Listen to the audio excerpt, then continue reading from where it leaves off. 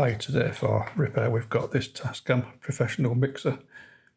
What this does is, in the way to put 4 tracks of audio on a standard cassette, it's ideal for hobbyists that get into music or amateur studios, that sort of thing. It looks ancient, but it's actually still a current product.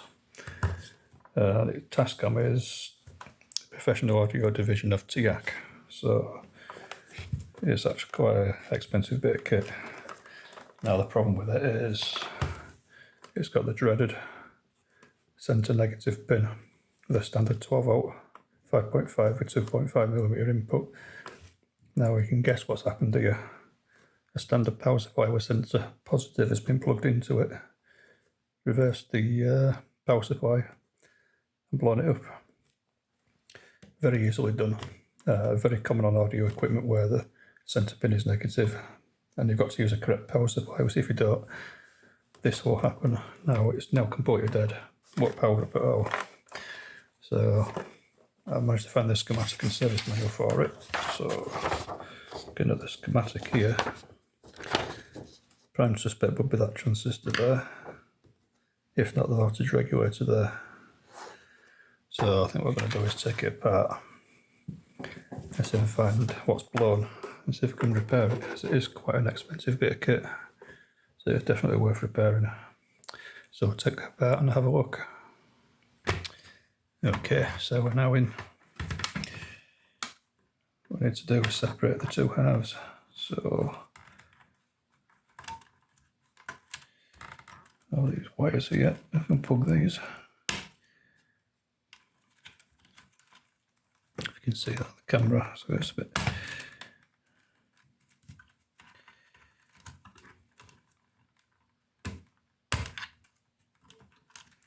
Actually, the rail was to take a cassette out first, that's why I couldn't get it apart.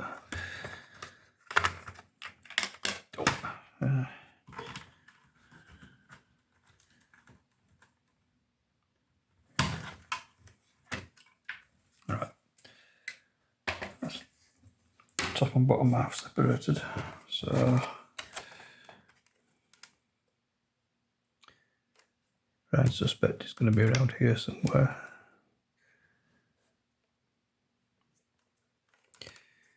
Let's get this PCB out.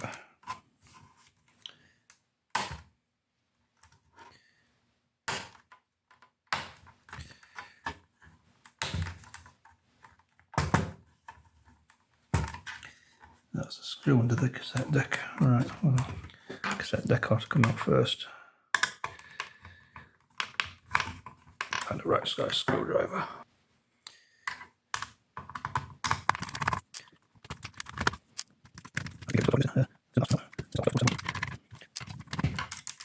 Oops, it's dropped in there.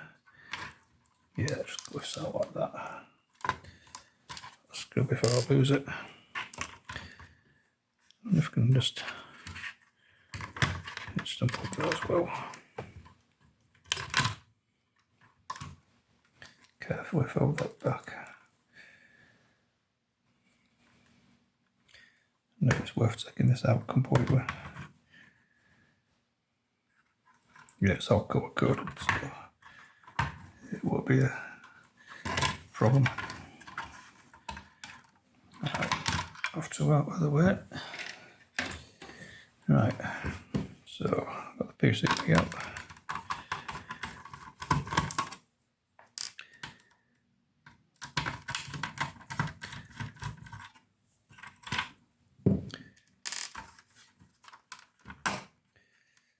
It's a single-sided board and it's not fiberglass, so it'd be easy to break this if not. Oh, there's another screw there.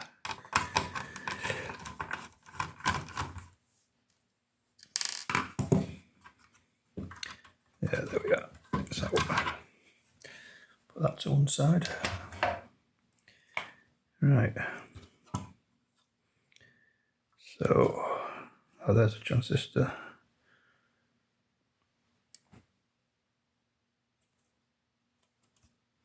Oh, U509, that's a voltage regulator.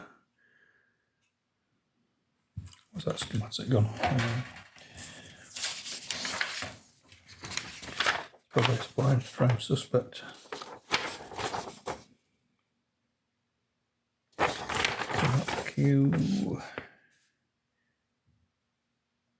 Q1 2SB 981. Is that a surface mount underneath? No. It's Q1.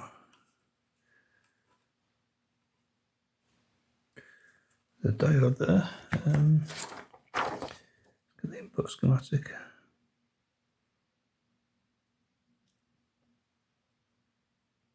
Where's Q1 then?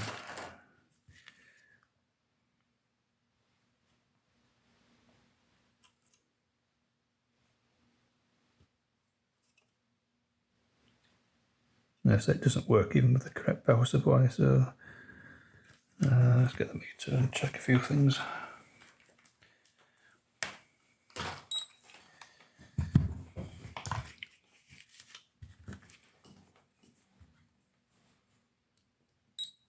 The diode's okay. Where Q1 is. That's the right schematic.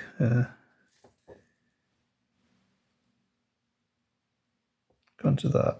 That's a separate PCB with a cable connecting to it, and obviously this is all on one board, so this is obviously the schematic for a different version of this unit. Ah, that's it.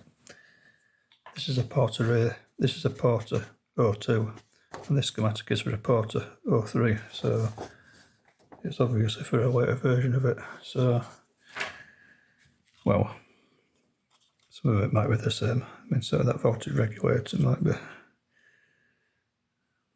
What is it though? It's a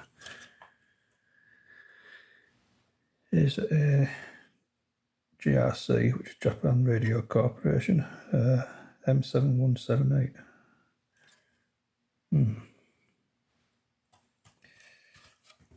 See if there's any shorts on there or anything.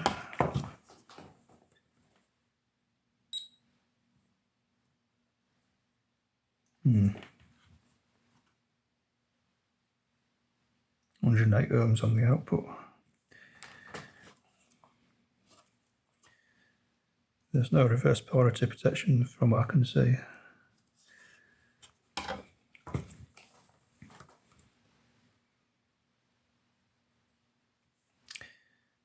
If it's just a 78, that's a 12 volt input, so I'll have to look up and see what that is.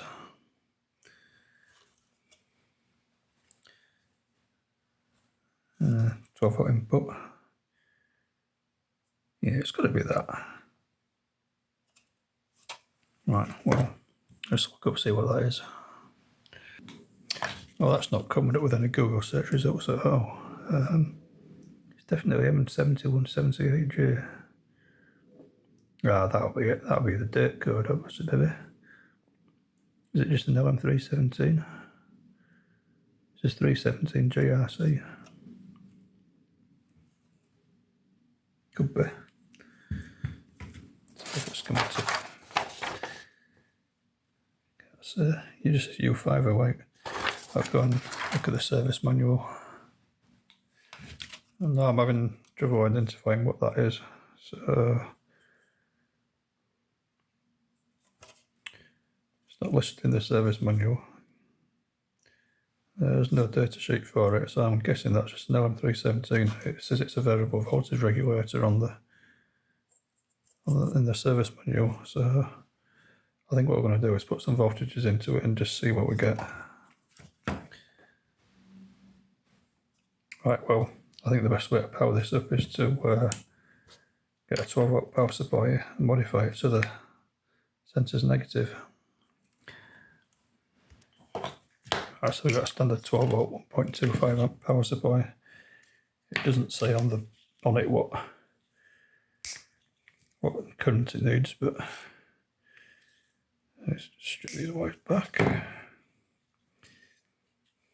All we do is just swap them around.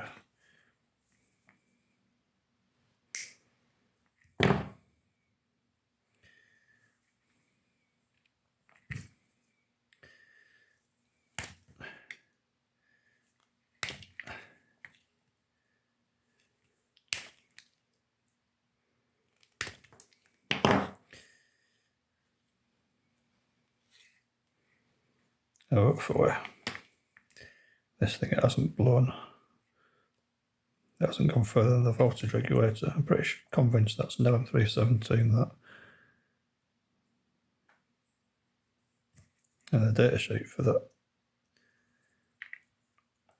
chip, that I can't find that chip anywhere on the internet, so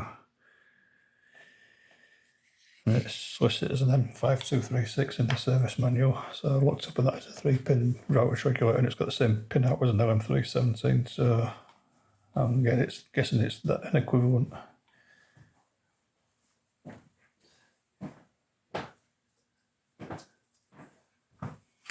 So fingers crossed, if we just send these wires.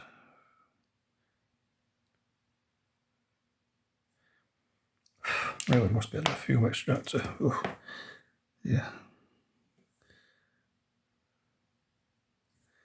Right, so that one is stripe. That's one with a stripe on. That wants to go to that one. Can't see this thing ticking more than the 1.25 amps. So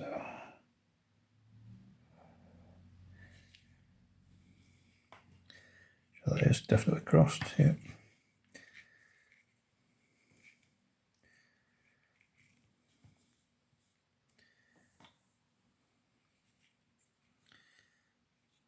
Doing this. I've got one of those helping hands things somewhere, but I can't find it. So that. Oh, yeah. Heat shrink's fallen off. Yeah.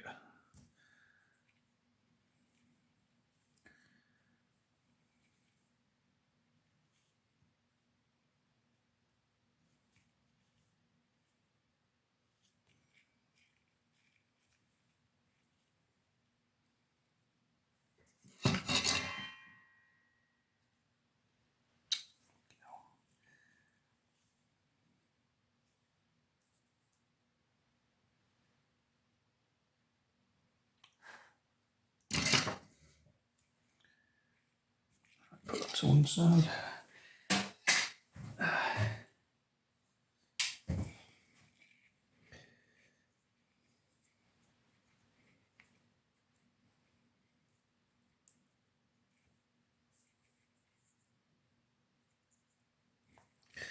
Out of the way. New way to do this. Match.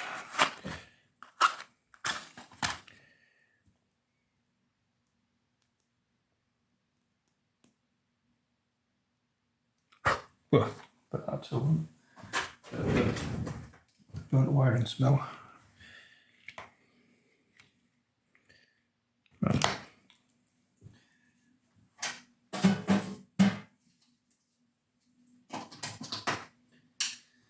Put that in. A meter. DC volts. And make sure the centre pin is negative. Not working at all. Oh, there we go.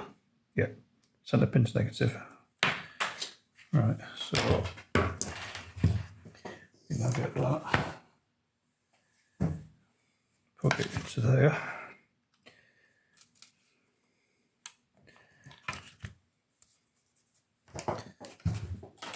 Voltmeter.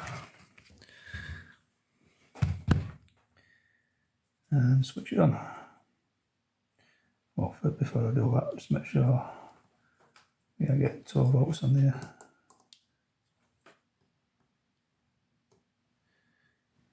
Where it goes.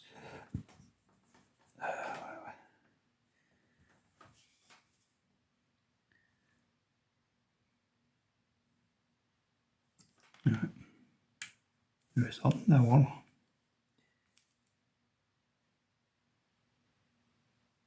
.2 volts on the input to the voltage regulator. Oh, that's the output in it.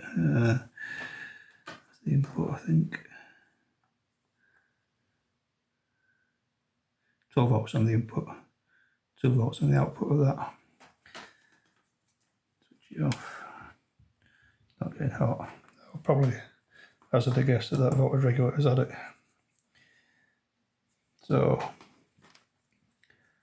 think what we'll do is we'll replace it with LM317 and see what happens. Unless there's something short on this output. But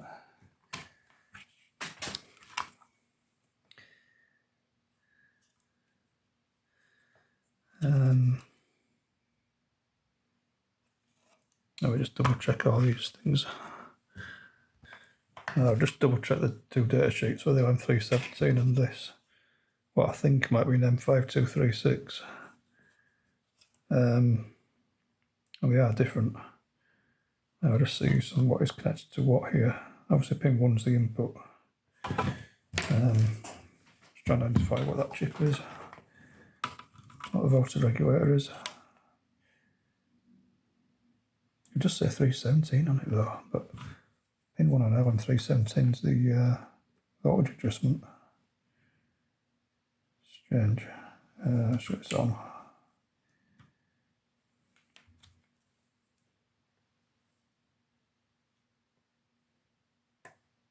So it goes through the diode, doesn't it? So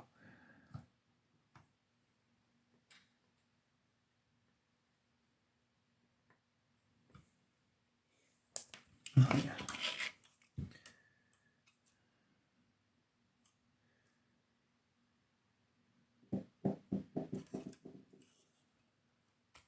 Just goes through a choke, does that?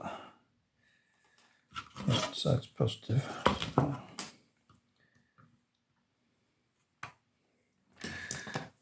One moment.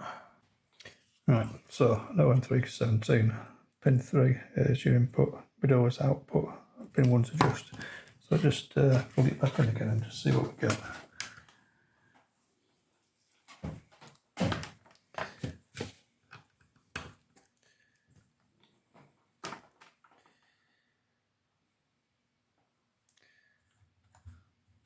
Volts, come on, Peter. Right, so I need a known ground. I know that's positive, so we can't do that. That's the ground.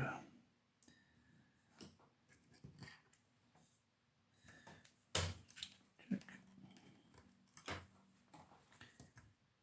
Switch it on.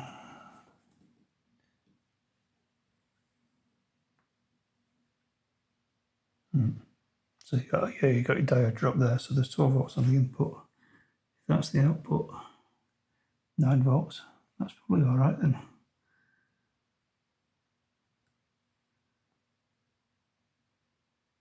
Nine volts, putting out is that regulator. Right, well, if that is an LM317, that's probably okay. So what else is it killed then?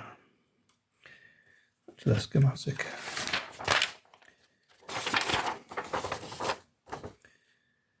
It goes into an op amp, a U509. Goes through a fusible resistor by the look of it. Yeah, this schematic is going to be different because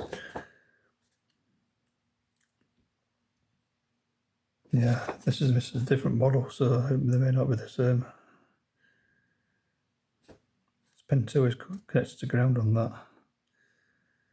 I don't think we're going to get anywhere with that.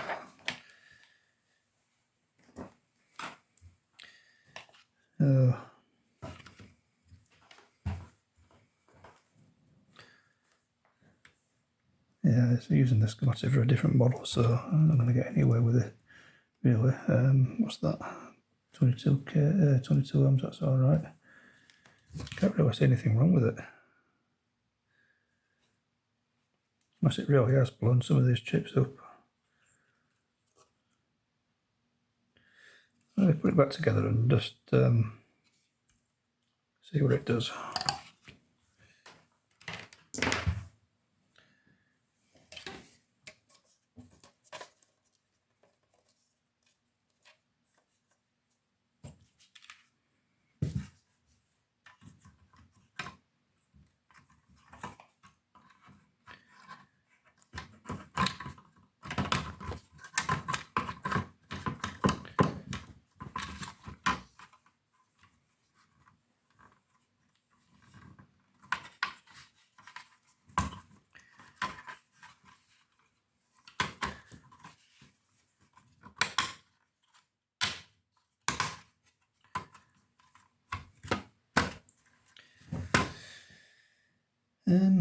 Right, I think we'll leave the cassette deck out.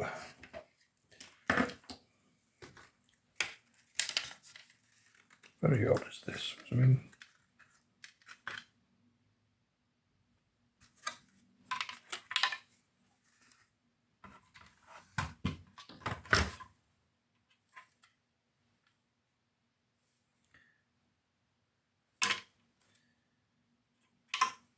no, it's gonna, oh, shit.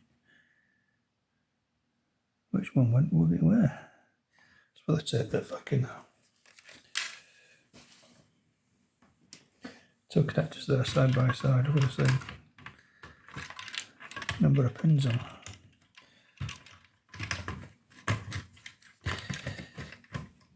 Yeah, that obviously went in there. So,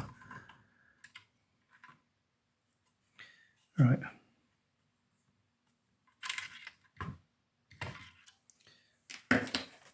Let's not plug that one in there then. That must have gone in there. That one then.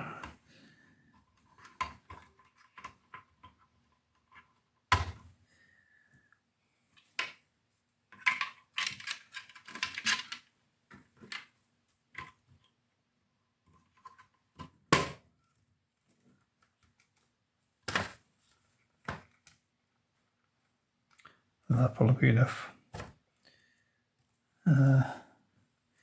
Let's have a look at these as well.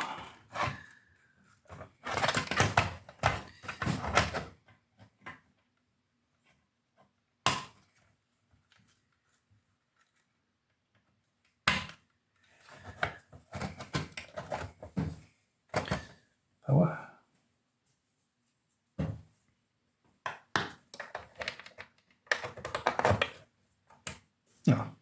No, the power light comes on. That did not come on before. Oh, that's odd.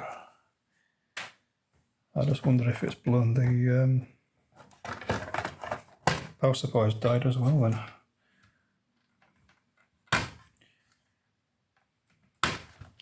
Oh, I think what we'll do is put this all back together and give it a test.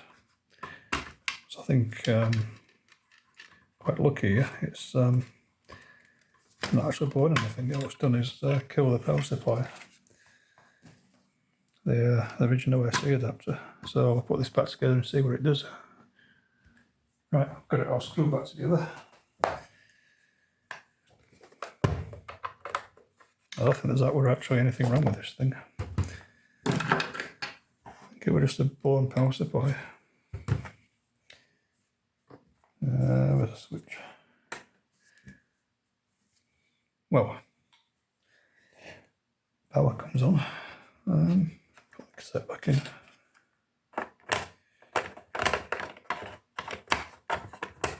I can get a cassette in.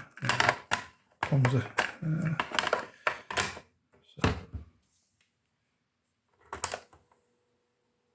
Well, that works.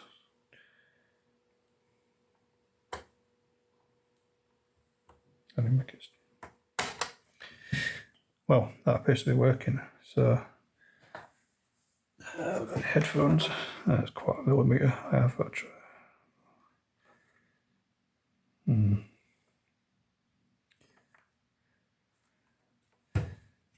It's 1/4 millimetre jack. I've got an adapter somewhere, but I have to dig it out.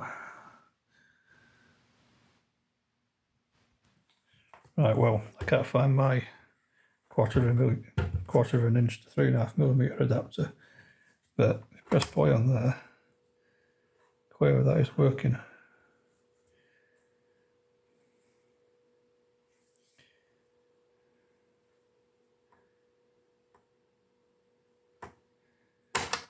Well, yeah, 1/4mm, 1/4 inch. Got a line out.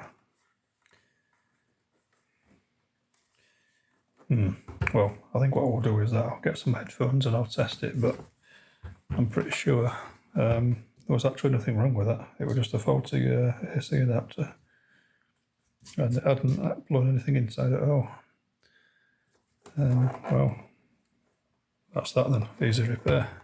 Thanks for watching.